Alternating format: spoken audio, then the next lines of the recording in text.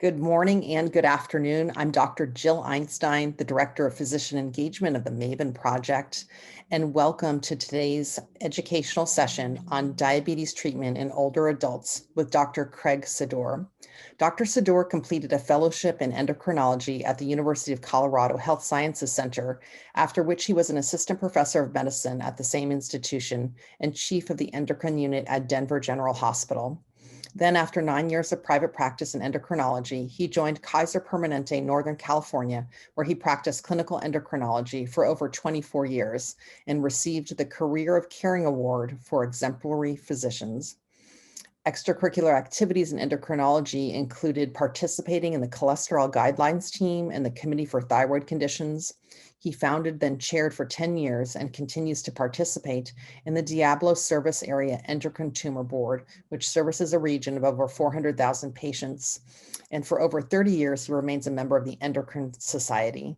So Dr. Sadur, thank you so much. Welcome today, and you can go ahead and share your slides. Okay.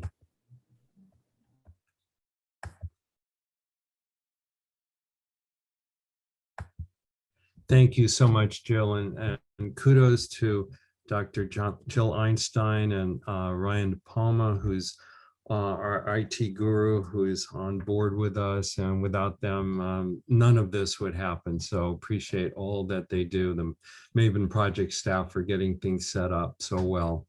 So today, we're going to talk about diabetes treatment in older patients.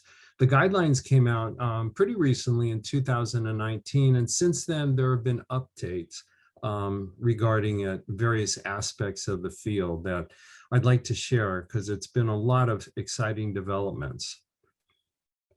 So the guidelines came from the Endocrine Society, which is the largest not only national but international organization overseeing clinical and research in the field of endocrinology.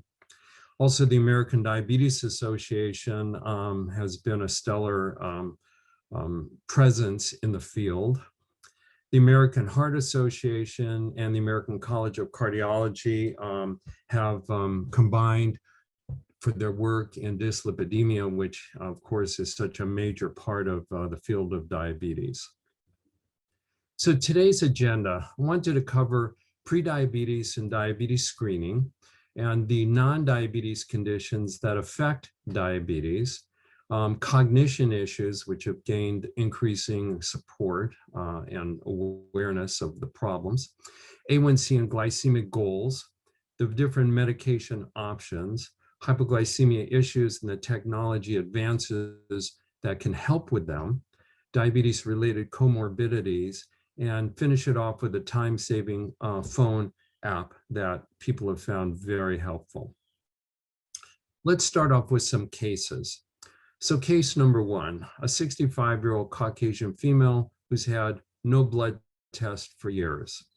So at this point, do you screen for diabetes?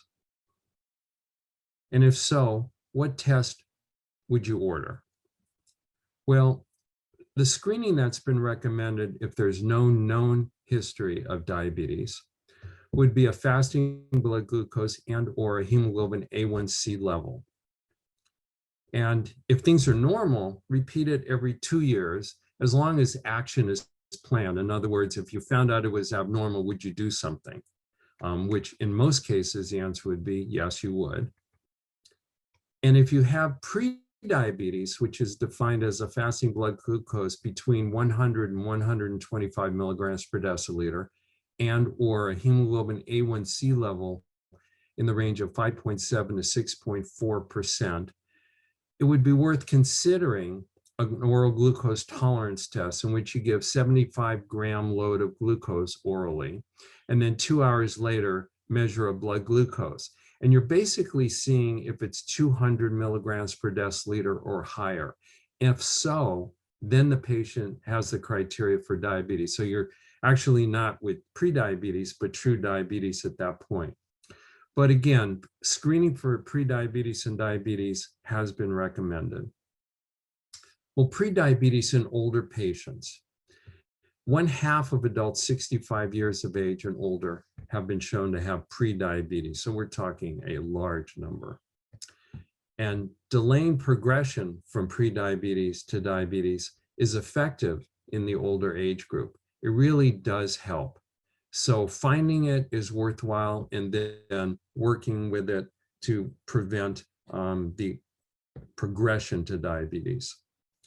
And prediabetes and diabetes regular screening in older patients is recommended because it can lead to effective intervention. So it's not just a curiosity, but it's actually something that has benefit.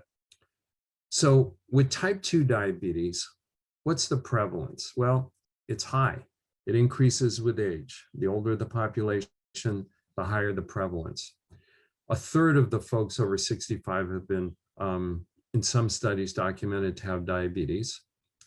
And there's associated increased complications, microvascular, the retinopathy, nephropathy, and macrovascular, coronary artery, cerebrovascular disease, increase in complications. And it's at that time, it's recommended to have a shared decision-making that allows individualization of treatment plans and goals, which has really been the direction of the field. So who has high risk for type 2 diabetes? Well, we know a lot of them, but it'd be worth screening and just to discuss it. So the folks who are overweight and obese, and we've had for the last 50 years an epidemic of obesity in our country and other industrialized nations throughout the world. So that's associated with the insulin resistance, which is the hallmark of type 2 diabetes. So a lot of these patients have high insulin levels even before they have diabetes. And when the pancreas finally basically can't keep up with the demand, it has a relative insulin secretion deficiency, and thereby you have the development of type 2 diabetes. First degree relatives with type 2 diabetes, there's a very strong genetic component for type 2 diabetes. And high risk race ethnicity, we know that African Americans, Latinos, Native Americans, Asian Americans, Pacific Islanders all have increased risk of type 2 diabetes. So that's when our awareness should be peaked when seeing patients in these groups. A history of atherosclerotic cardiovascular disease, one would need to entertain the possibility there's coexisting type 2 diabetes. Hypertension, defined as 140/90 blood pressure or higher, or already on antihypertensive therapy. Dyslipidemia with low HDL, arbitrarily cut below 35, and or triglycerides 250 or higher. And that's the atherogenic lipid profile with low HDL and high triglycerides. Sleep apnea, there's an increased awareness. A lot of those folks have underlying type 2 diabetes. And physical inactivity. So as you can get a flavor, there's a lot of people who are going to come into the clinics with one or more of these potential risk factors for type 2 diabetes. Let's go over a second case. So an 80-year-old Black male, and we saw with African Americans, there's an increased incidence prevalence of type 2 diabetes. And he reports that he's not as strong, and there's been some falling and difficulty with food shopping and preparation, and forgetfulness taking medicines. So with this gentleman, what non-diabetes conditions would add challenges for older patients to face? And how do these conditions affect diabetes care? Well, here's a gentleman. You get the impression he's with someone who could be family member, neighbor, caregiver, and he might need support. So with that, many of the patients with type 2 diabetes in the older age range have complications, neuropathy, falling, various lower extremity problems. So you want to minimize fall risk, and that would be caution with drugs, with sedation in particular, hypoglycemia issues that we're going to cover more as slides progress, and the possibility of orthostatic hypotension. I don't know about you, but I've always been struck when I've asked patients about falls, have you been falling? A lot of times there's sort of an underemphasis by the patient who will say something like, Well, yeah, not much.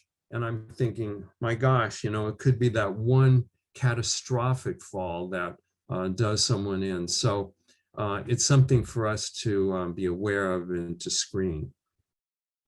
If there is peripheral neuropathy and or peripheral arterial disease, you may need to consider referrals to podiatry, orthopedics, or vascular specialist. And if there is peripheral neuropathy, balance and gait problems. And if there is any question, if a patient's falling or feeling unsteady or significant others report imbalances, consider a physical therapy referral to help with gait analysis. And that could reduce fracture risk and fracture-related complications.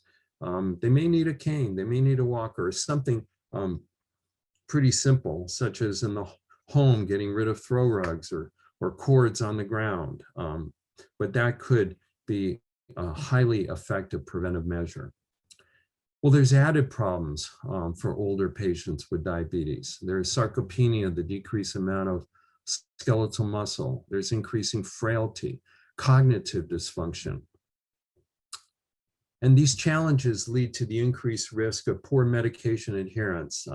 I've always thought, there's times where we prescribe medicine, but it's not necessarily what the patient's taking. Hypoglycemia risk, the falls, and the daily living activities with the loss of independence.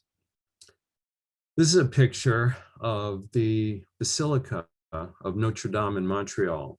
Beautiful. So why are we talking about that in a discussion about older patients with diabetes? Well, with cognitive screening, there's the Montreal Cognitive Assessment, and there's also a mini mental state exam, which are easy to administer and can be highly beneficial with their screening. If you get a borderline result, consider repeating it in a year. If you get a normal result, consider repeating it every 2 to 3 years. And, regarding the instrumental activities of daily living that allow people to live independently, it affects cognitive dysfunction. Can they prepare meals? Can they shop? Can they manage money, phone use, medication management? And it's recommended always to evaluate cognitive complaints. They may say they're having a little trouble, and that could be the tip of the iceberg, that there's significant problem which would greatly impact diabetes management. So with the cognitive deficit effects on diabetes, it involves, as you can imagine, self-care activity problems. And these include insulin dose calculation errors. We rely on our patients to draw up insulin correctly and to give the proper amount, and that takes some cognitive ability. Insulin dose skipping and repeating. We've seen that. Patients get high sugars. Well, did you take your insulin? Oh, actually forgot. Or repeating, forgot that they took the insulin, took it again, and of course, hypoglycemia would be a concern. Carbohydrate counting challenges, particularly patients who we have on not only basal but bolus insulin preprandial, where, to get really good control, you would count carbohydrates and base a dose on that, and that takes cognitive skills. And hypoglycemia recognition, prevention, and or treatment problems. So you need to have the wherewithal to handle that. So if there is cognitive impairment, it can help to simplify the diabetes medication regimen and tailoring the glucose targets. And I'll talk more about that in a later slide. That would improve compliance and prevent possibly treatment-related complications. So as mentioned, you want to avoid hypoglycemic issues, but you want to avoid severe hyperglycemia. That's the poorly controlled diabetes that can lead to its own set of acute complications, volume depletion, poor wound healing, and the dreaded hyperglycemic hyperosmolar comatose condition. So lifestyle modification. That's the first line treatment for really anyone with ambulatory diabetes. And as we've seen, if you can simply limit the simple sugars, the quote sweets, that can have a quick effect, particularly someone who's taking in quite a bit of it. And here's something that's gotten a recent increased appreciation. A 5 to 10% maintained weight loss lowers risk of complications significantly. So if you have someone, let's say who weighs 300 pounds, we're talking about losing 15 to 30 pounds. So they would still be obese. But if they could lose that amount of weight and then maintain that for 5 years, it's been shown to significantly reduce the risk of complications. So for a lot of patients, it's understandable. You get frustrated, like they're either overweight or they're not overweight, sort of an all or none phenomenon. Well, you can lose some and have significant benefit. If patients are frail, sort of the opposite of the patient who's obese, if frail, then a diet rich in protein and energy, such as the Mediterranean diet, the DASH diet, plant-based diets, you want to prevent malnutrition and unintended weight loss. This lady has the right idea. She's using weights, and with exercise and weight periodically, like let's say 3 times a week, it's shown substantial benefit. So as part of the lifestyle modification, regular exercise, and the options includes aerobic activity and weight bearing like she was doing, and or resistance training, and to encourage in all older adults who can safely engage in some activities. And if you have an adult who's chair bound, there are chair exercises, something that can be done. The national goal is a half hour a day. You can split up 10 minutes, 10 minutes, 10 minutes. So it can be bite-sized for patients to do. And the weight loss, like I mentioned, the 5 to 7 to 10% has been shown for proven benefits. So here's something that can be helpful. This comes from the Hormone Health Network, and it's part of the Endocrine Society. If you go to hormone.org, not hormone.com, that takes you a completely different place. But hormone.org is part of Hormone Foundation, which is subsidiary of Endocrine Society. And you've got these simple exercises that patients can do. So if you have a patient who's on the internet, he or she can look it up. If not, maybe the clinic could make some copies and give it to the patient at that point. This is something that comes from the American Diabetes Association, and it's an individualization of glycemic targets. So up here, we have the A1C level of 7%, which for a lot of older patients, that would be great. There's times where you would go, we could even do better under 7%. And there's times where you go, you know something, it'd be better to back off. And here are the factors to consider. Patients who have risks associated with hypoglycemia and other drug averse effects. Let's say you have a cognitive dysfunctional patient like we're talking about. If the risks are low, great. Disease duration, if it's fairly newly diagnosed diabetes, that works in that patient's favor.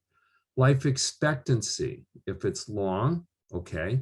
If you have the 80-year-old lady who gently chastises you because you're 10 minutes late in the clinic or on telemedicine because she's got to hop in the car and get to the yoga class that she does every week, and it's right before her bridge group meets.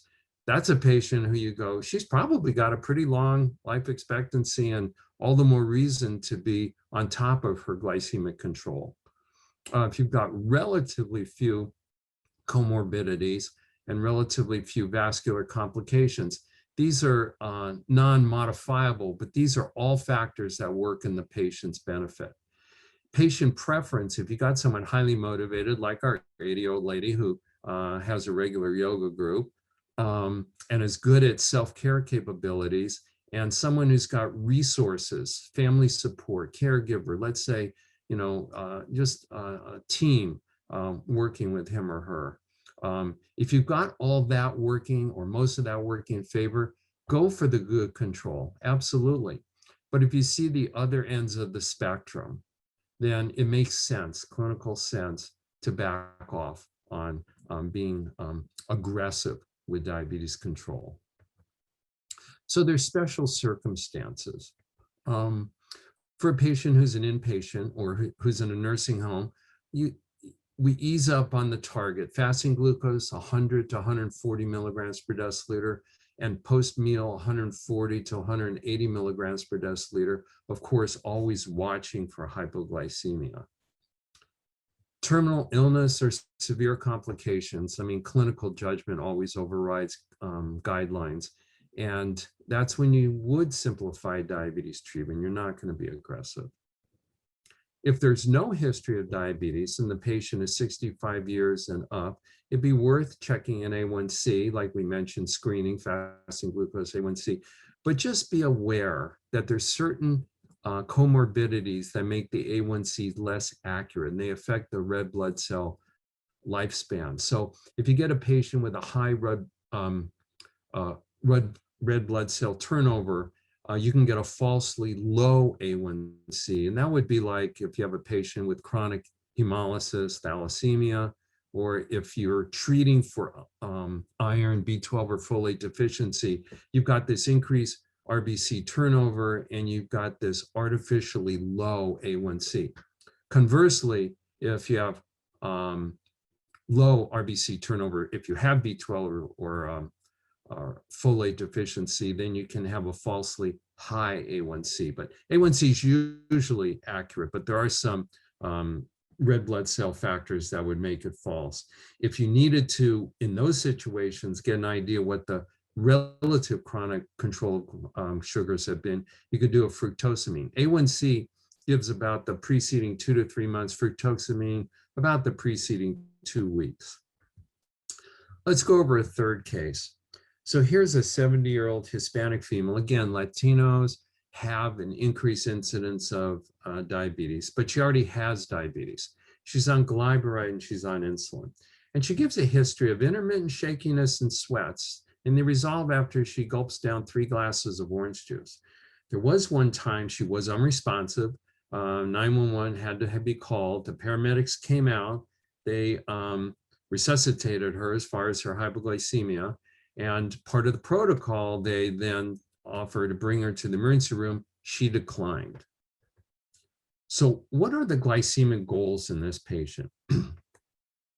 And how do you reduce hypoglycemia? And how could you adjust her medicines?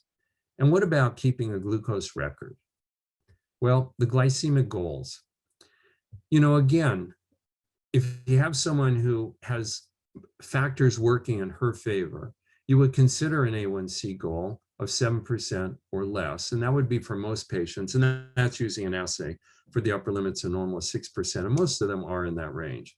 And that's in order to decrease the microvascular complications. The retinopathy, nephropathy have been shown. Good glycemic control has much better outcomes.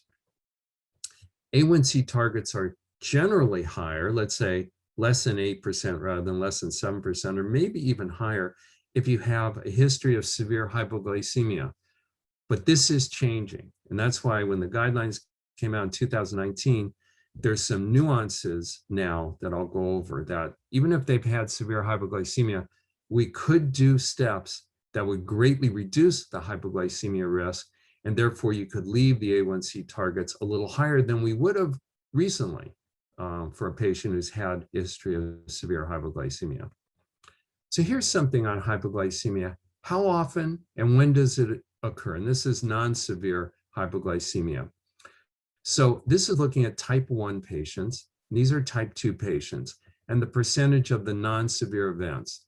And you can see type 1 has a high percentage of daily to once a week, fair amount several times a month. And there are some who still have it a few times a year or relatively rarely, but you expect the vast majority to have it. And even in type 2s, frequently and to less frequently, there's a fair amount of hypoglycemia. And it was shown about 1/5 of the time occurring at sleep, during sleep, about 1/3 of the time at work, and about 1/2 of the time awake and not at work. So hypoglycemia type 1, type 2 occurs in a variety of times and in different circumstances. So reducing hypoglycemia, very important. You want to, at times, reevaluate the glycemic goals. Again, if the patient's getting increasingly frail, has cognitive dysfunction, you might be increasing your goals compared to what they were before. Educate the patient when to anticipate, how to recognize, how to avoid, and how to treat hypoglycemia. So have it all in steps available. And review the insulin or secretagogue regimen, especially with administration, timing, and dose selection. You want to make sure what you think the patient's getting is actually what the patient is administering. And consider agents that do not cause hypoglycemia. So with type 2 diabetes drug treatment, it wasn't that many years ago. It was sulfonylureas and insulin, and that was it. And then metformin, which is available in other parts of the world, became available in the United States. And since then, there's really been an explosion of medications that are available for the treatment of diabetes. So for type 2 diabetes, metformin was and remains the initial choice. You avoid it if the estimated glomerular filtration rate is under 30, and or if you have significant GI intolerance. And one word on GI intolerance, with metformin, it pays to start low and go up slowly. And most people tolerate metformin fine. If you do get some bloating, some diarrhea, you can back off a little, or you can give psyllium, which actually helps lower the cholesterol. But almost all patients can tolerate it. There may be some patients that can tolerate some dose, but not a higher dose, and you go up to the highest tolerated dose.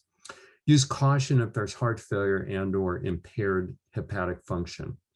If the blood glucose is not a target with metformin, then that's when you consider adding another oral agent or injectable treatment. So how can the medicine regimen be simplified?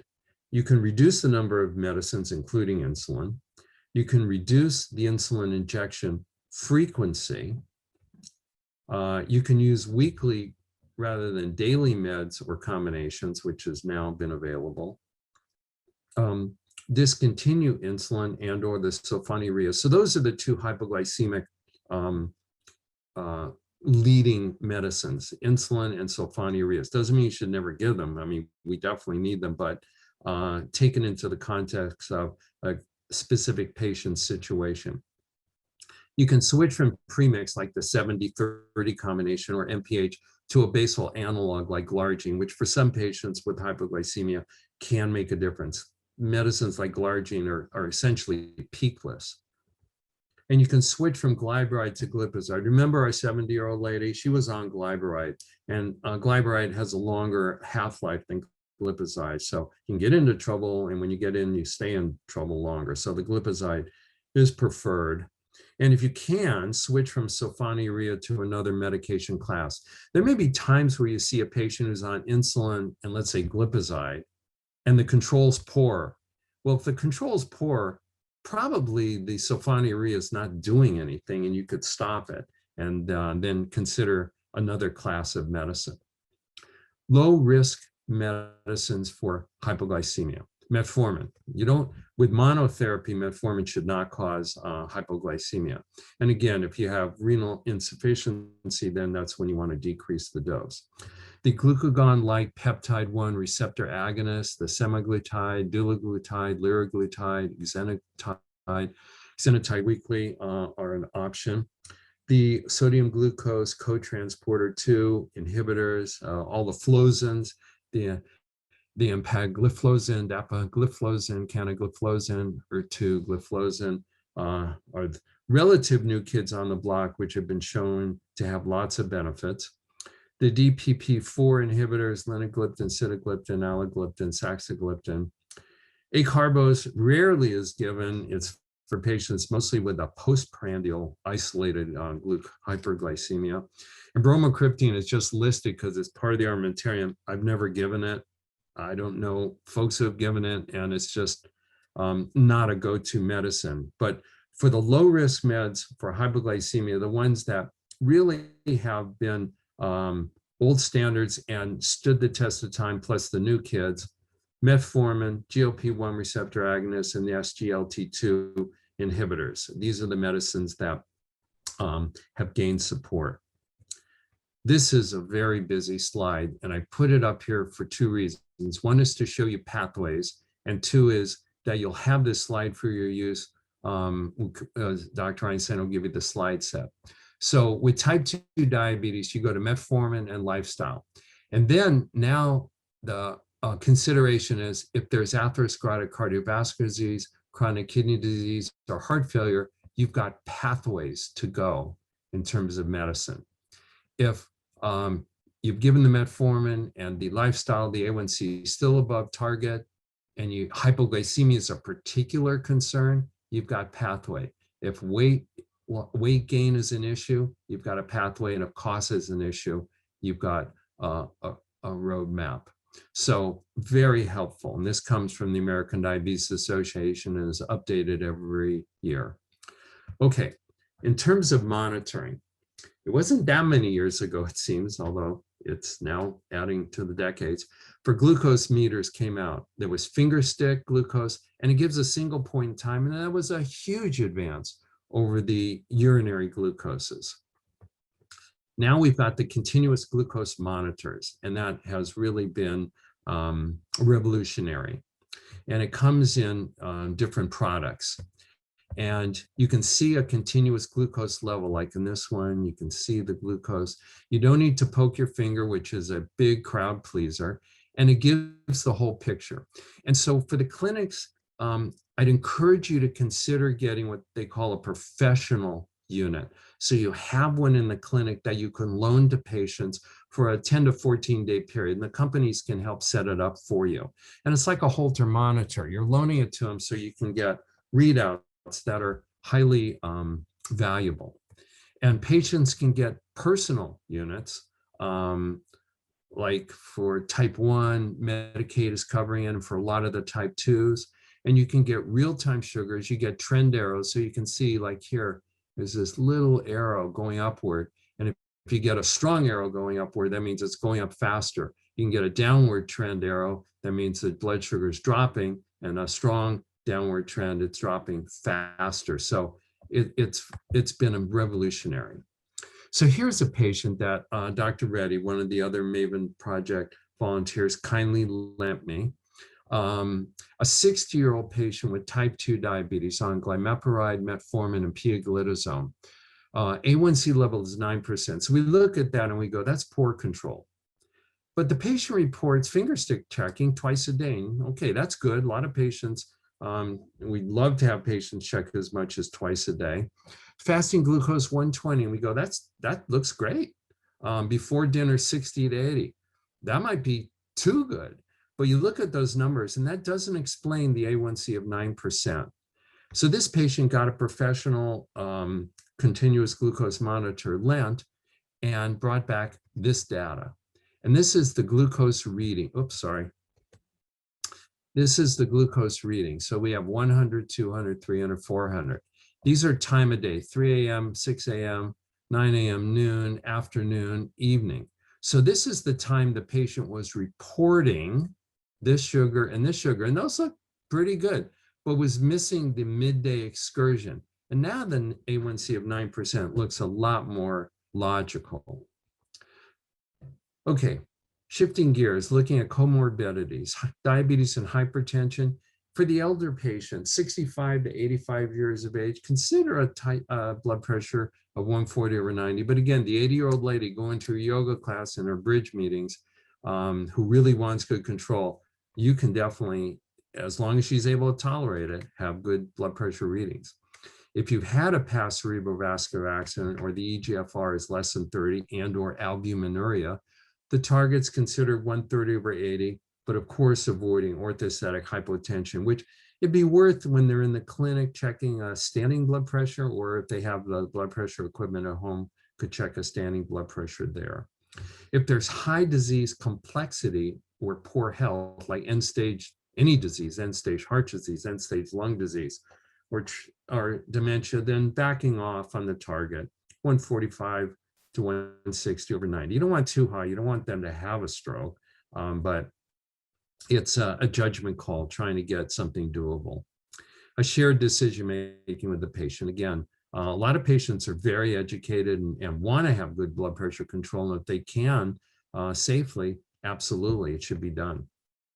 And the first line treatment is the angiotensin converting enzyme inhibitor, the angiotensin receptor blocker, which has been shown to have multiple benefits. Do you give statins in these patients, age 40 to 75? New guidelines say yes. If the LDL is 70 or higher, and that's where there's been a change in terms of considering more aggressive control of dyslipidemia, give the moderate intensity statin. And those are lovastatin 40 milligrams, pravastatin 40 milligrams, simvastatin 40 milligrams, atorvastatin 10 to 20, rosuvastatin 5 to 10, or pitavastatin 4. And if you have diabetes and multiple risk factors, or age 50 to 75, it's been reasonable to consider a high intensity statin to decrease the LDL cholesterol by at least 50%. And the multiple risk factors, there's a list of them, like a family history of premature coronary artery disease or cerebrovascular disease, persistent LDL 160 or higher, metabolic syndrome, et cetera. So it's like diabetes with other concerning metabolic or vascular factors. Consider cutting down the LDL by at least 50%. This is the American College of Cardiology risk estimator. It's a calculation. It's easy to do. Put in the age of the patient, gender, race. Right now, it's just white, African American, or other, but I hope and I think that it will be further subdivided, Latino, Asian American, et cetera. Blood pressures, listing what the blood pressure is, the cholesterol, HDL, LDL, diabetes, yes, no, smoker, yes, former, no, on hypertensive treatment, on statin treatment, on aspirin, and then you get the calculation. However, with diabetes, it's often statins are considered irrespective of that cardiovascular calculator risk score. And this is in particular on this slide regarding type 1 patients. So 40 years and older, and people with diabetes are living longer and longer, fortunately. And so it's often in the older population, commonly to get patients with type 1 diabetes now.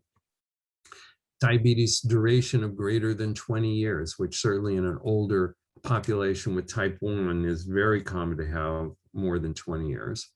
Microvascular complications. So we're talking about, it could be mild albuminuria or mild retinopathy. Obesity. In the old days, we didn't see many patients with type 1 who are obese, but that's changed. We see a lot more folks with type 1 and concurrent obesity. And dyslipidemia, as I mentioned, this is the atherogenic profile of hypertriglyceridemia and low HDL. So for these folks, it's recommended not even checking the cardiovascular risk score, just giving statin. Omega-3 fatty acids for triglycerides. Well, there's been some new thinking with this. Adults on statins with a moderately high triglyceride of greater than 150, so we're talking the high 100s, not really impressive, but a little high, and who have either atherosclerotic cardiovascular disease or type 2 or diabetes of any kind, plus 2 additional risk factors, like I mentioned, the metabolic syndrome, could be chronic kidney disease. Then to consider adding icosapent ethyl, which is the pure EPA. If you look at omega-3 fatty acids, they have DHA or EPA, but if the EPA is the predominance or pure, that's considered a benefit.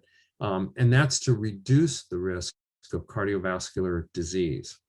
Now you can prescribe it. There are brands of 1 gram, Lovaza, Vascepa, Epanova, and it's recommended to give 2 grams BID, or people can get it over the counter. But again, maybe tricky finding the predominant EPA form. If the EPA is not available or accessible, then consider a fibrate such as fenofibrate, which is the fibrate of choice when you have a medicine regimen that includes statins. For patients with diabetes, atherosclerotic cardiovascular disease, and aspirin, again, a lot of our older patients with diabetes have this. Aspirin consideration 75 to 162 milligrams a day, of course, assessing bleeding risk, and it's a shared decision making. For patients with diabetes and congestive heart failure, again, more likely in the older population, the medicines to use with caution, if not, frankly, just avoid the glycinides like repaglinide, thiazolidinediones like the rosiglitazone, the pioglitazone, and DPP-4 inhibitors, sitagliptin. But fortunately, there's so many other medicines and other classes that you can give to your patient who has coexisting heart failure. Here's something that has old and new. So diabetes in eyes. What's old? Yearly eye checks by ophthalmology or optometry for retinal disease. That's been around for a long time because you want to know sooner rather than later if patients have significant eye problems. What's new, if you have type 2 diabetes, consider fibrates in addition to statins to reduce retinopathy progression, regardless of triglyceride levels. So you can have a great triglyceride, but if they have, let's say, background retinopathy, guidelines now say, consider adding a fibrate. And again, the fibrate of choice is fenofibrate, especially when there's statin already on board.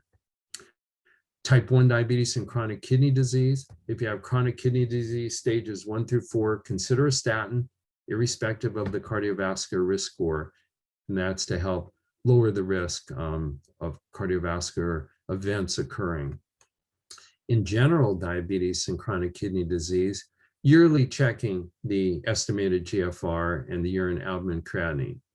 But in our older population, there's going to be a subset. And if they're in poor health with end-stage disease of any kind, dementia, you really don't feel the absolute need to check a urine albumin.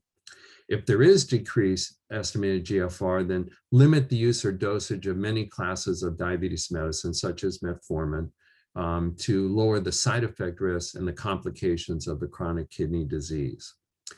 So, what's the big picture in diabetes care in older patients? You want to, consider the medical aspects, psychological, the self-management abilities, the social assessments to determine the targets and treatment for diabetes management. And there may be polypharmacy that could be simplified, and cognitive impairment if it's there, depression, urinary incontinence, falls, pains, all of those can affect diabetes self-management and diminish the quality of life. So something to be aware of in our patients who are older and with diabetes. So in summary, you want to screen for prediabetes and diabetes. It's not just an academic curiosity. It actually will be helpful and then can lead to a pathway of treatment and better outcomes. There are non-diabetes conditions such as cognitive dysfunction that greatly affect diabetes that are part of the whole picture. Blood glucose and hemoglobin A1C targets need individualizations. If you have a patient who has everything going for him or her, go for that good control, really good control. If it's the opposite end of the spectrum, it makes sense to back off. Complications affect treatment choices. We talked about the hypertension, the chronic kidney disease, the heart failure, atherosclerotic cardiovascular disease, retinopathy. They all play roles. Hypoglycemia needs regular attention. For me, I always found it helpful in my mind with checklists when I interacted with patients in person or telemedicine or on the phone, to really put hypoglycemia up toward the top. In other words, are you having hypoglycemia? How often are you having hypoglycemia? What leads to it? How severe? So not only finding out so we can help improve it, but have the patient always have an awareness like, gosh, this sounds important. I better pay attention. Medications and technology have advanced, and that's been a real benefit. So it's a new day in diabetes. This day just happens to be Kings Canyon National Park in the Sierra Nevadas. For future MAVEN diabetes-related continuing medical education, we've got various talks. Again, there's some on helping you set up continuous glucose monitoring in your clinic. That can be hugely beneficial. And if you want to arrange one of these, you can contact Timmy Schrumpf. She can be reached at that email and has been so helpful in working with clinics.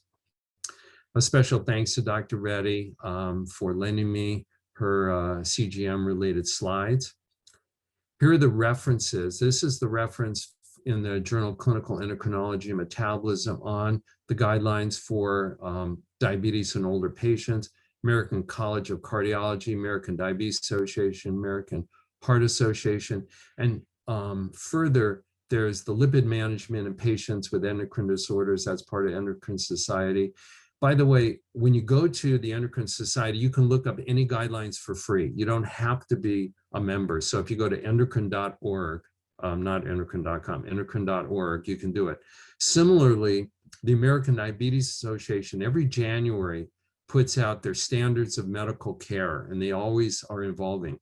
And it's diabetes.org, and you can look at those. You can look at that issue of diabetes care free of charge. Is to set it up. Lastly, this is a game changer. This is the Clinical Practice Guidelines mobile app. This is free of charge. You can put it on your phone by just going to whichever phone you have, going to the App Store, and then get the Endocrine Society guidelines. And it has a number of them. As you can see, they have adrenal, bones, cardiovascular, but they have diabetes.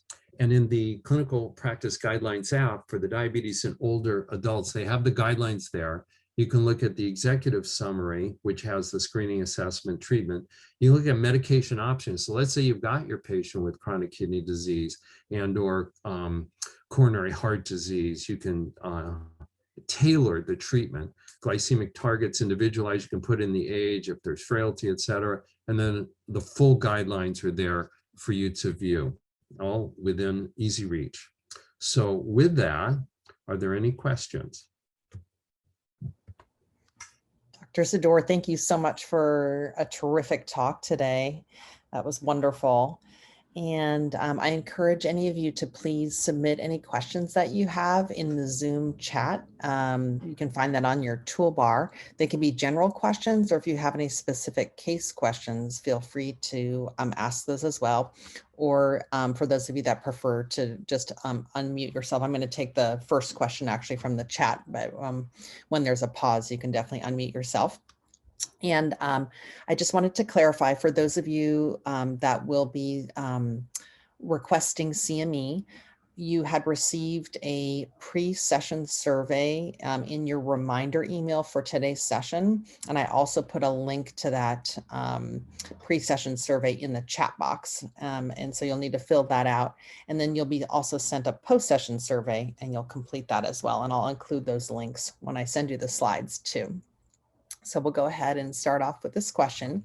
Do you find that some patients have hypoglycemic symptoms, but with a higher BS? Okay, we do hear that from patients who are concerned, which we applaud because they have their radar screen up that they could have hypoglycemia.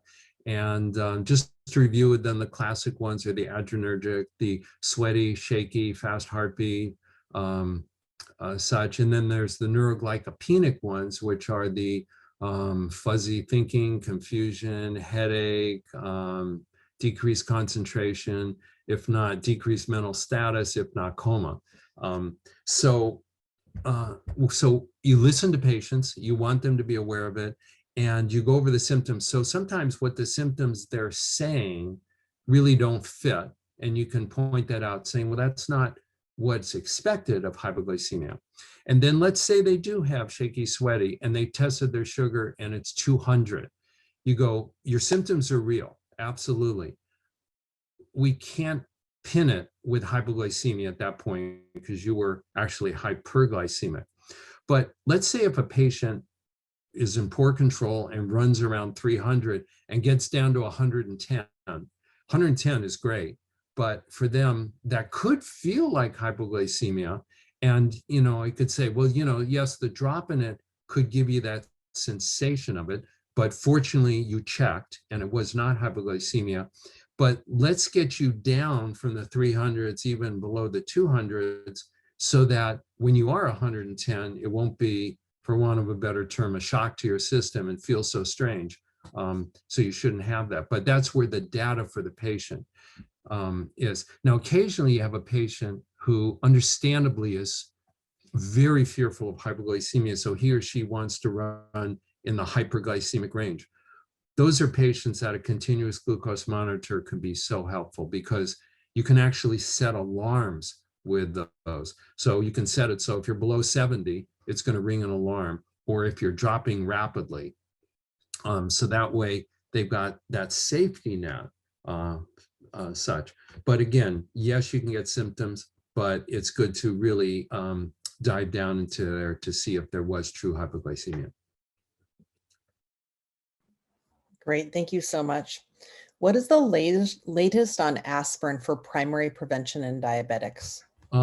Yeah, so American Diabetes Association and others are not promoting aspirin for primary prevention just because they don't feel there's enough evidence to put that out.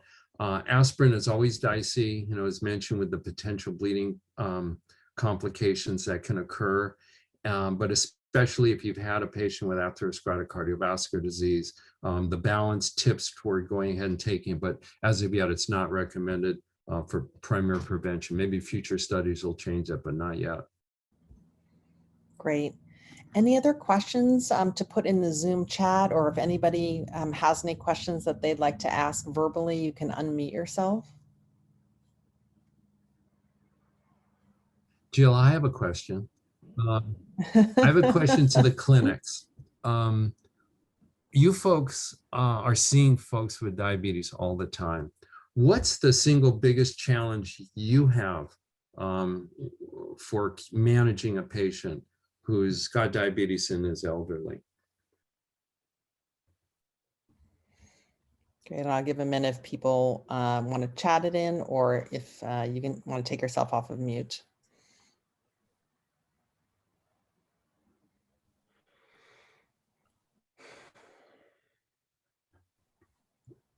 And it may be a quiet crowd today, so we'll wait and see. Okay.